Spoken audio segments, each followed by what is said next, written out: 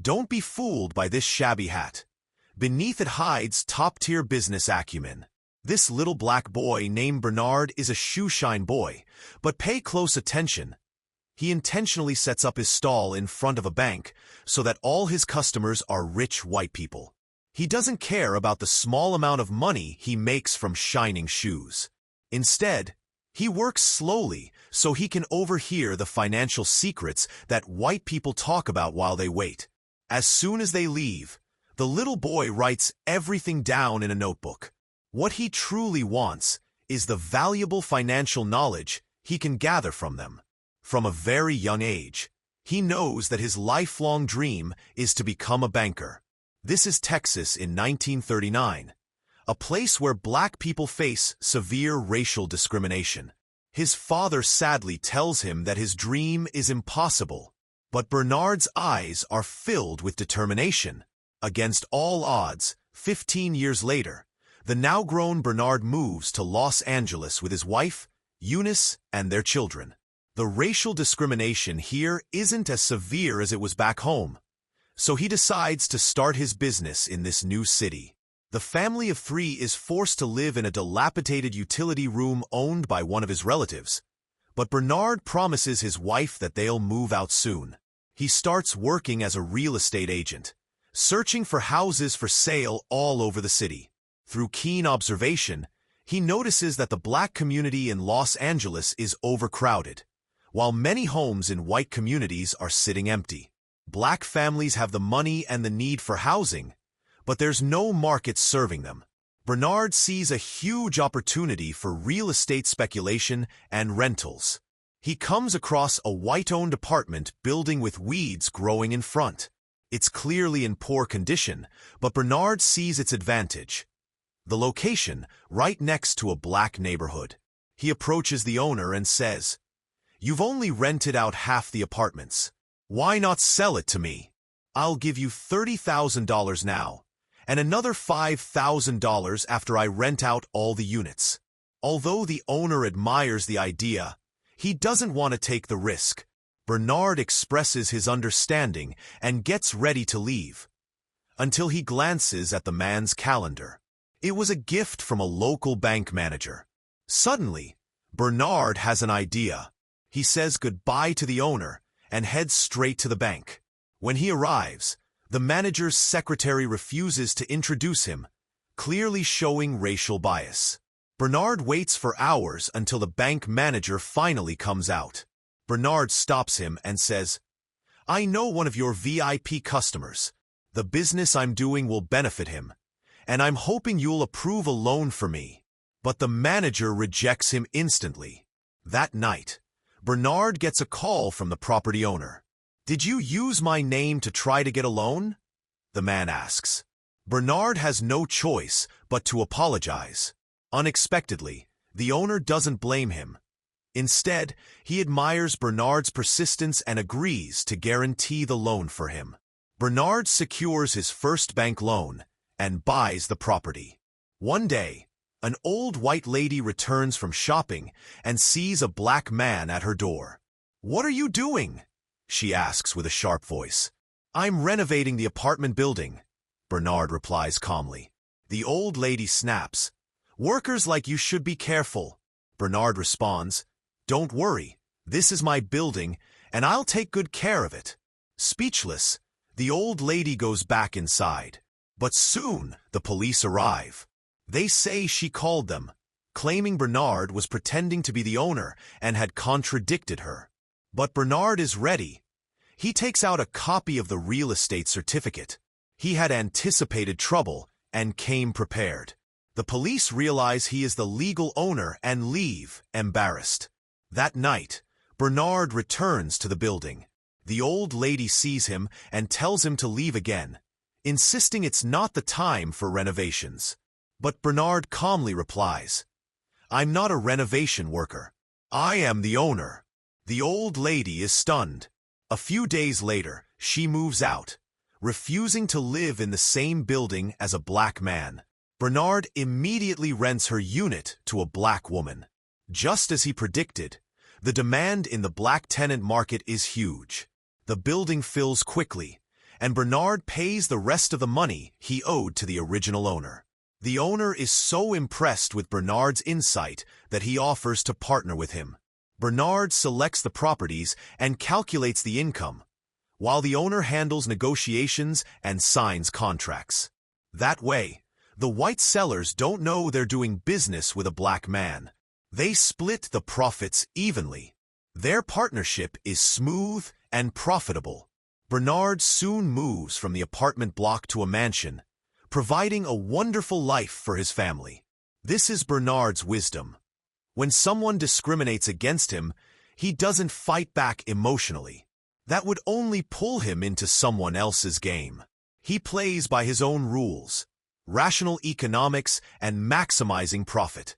But life doesn't always go smoothly. Years later, Bernard's partner dies, and his shares are inherited by his wife, who is openly racist. She offers to buy Bernard's shares for a very low price, threatening to sue him if he refuses.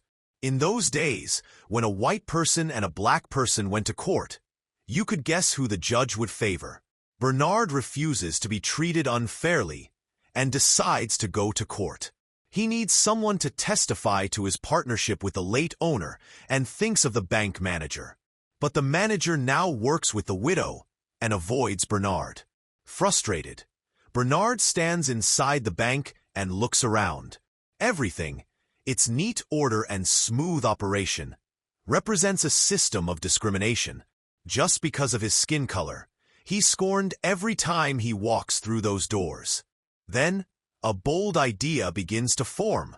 There are 4 banks in this one building, and none of them will serve him. Bernard decides, I'll buy this building. Let's see who dares discriminate against me then.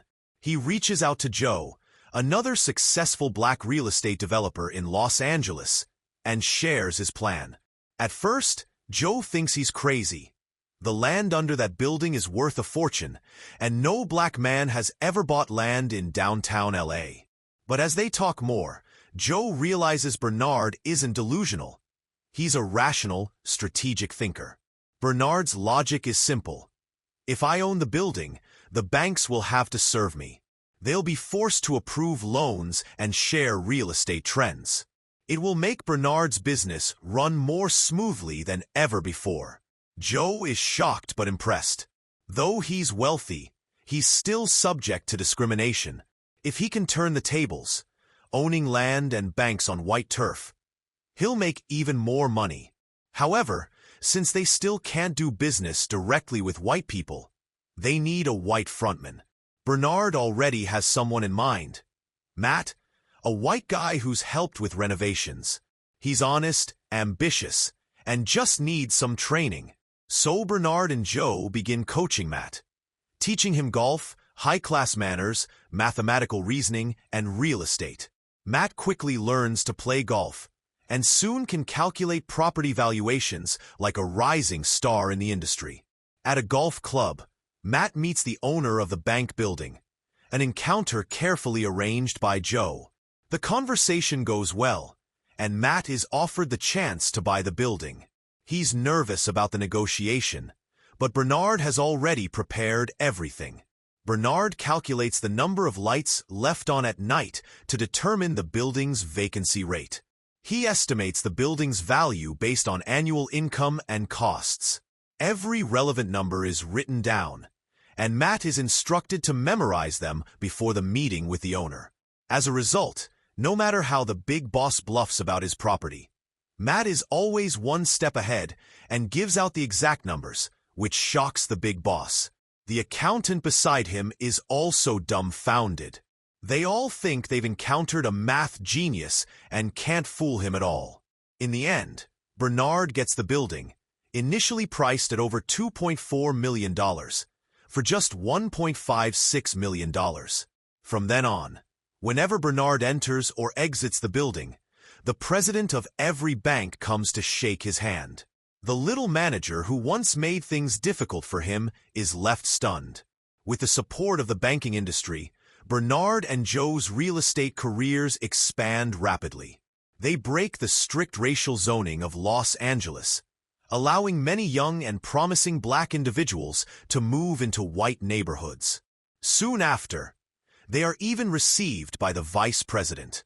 Several years later, in 1963, Bernard takes his family back to Texas to visit his father, Britton.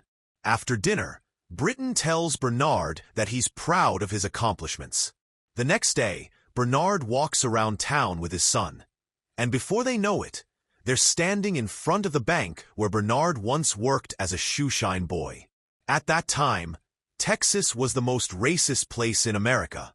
They see a young boy shining shoes, just like Bernard used to. To Bernard's surprise, the boy will only shine shoes for white people.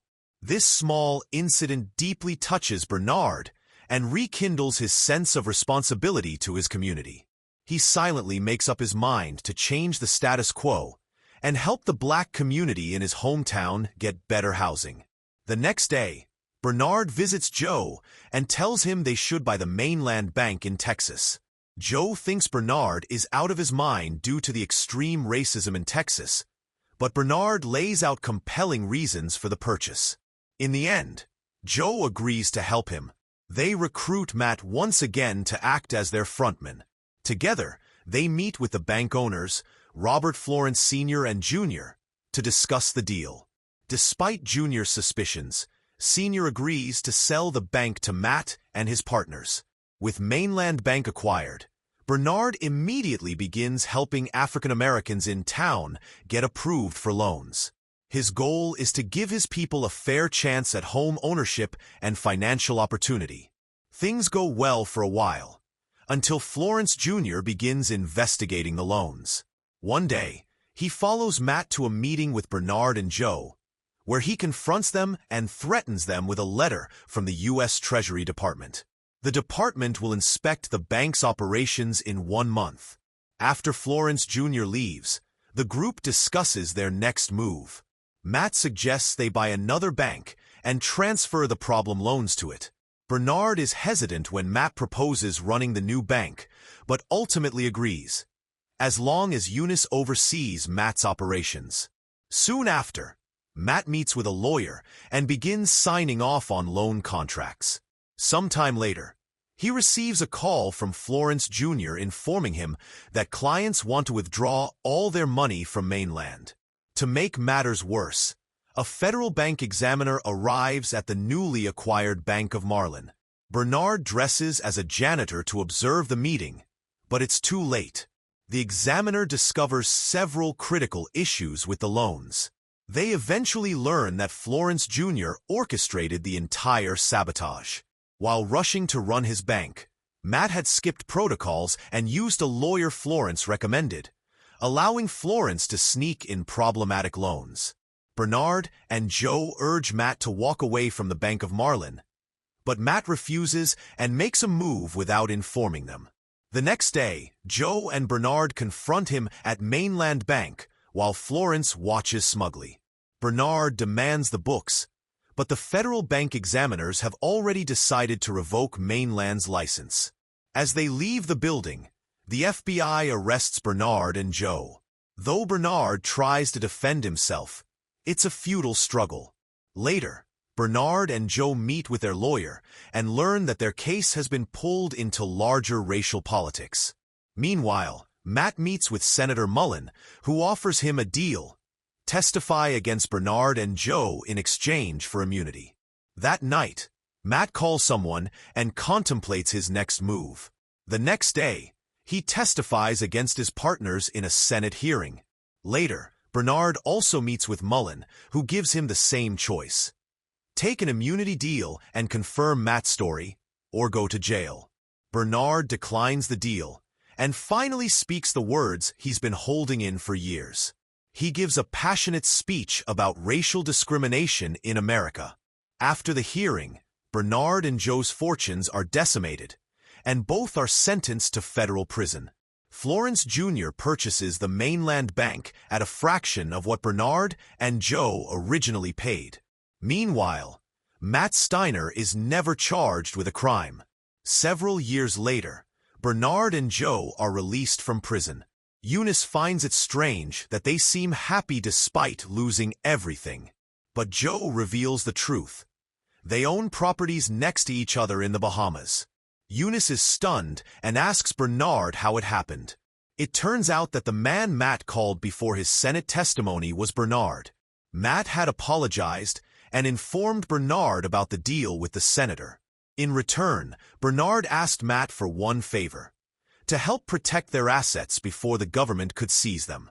The movie ends by noting that Bernard and Joe's residential properties played a key role in the fight against housing segregation in Los Angeles, and that to this day, the two men still have mansions next to each other in the Bahamas.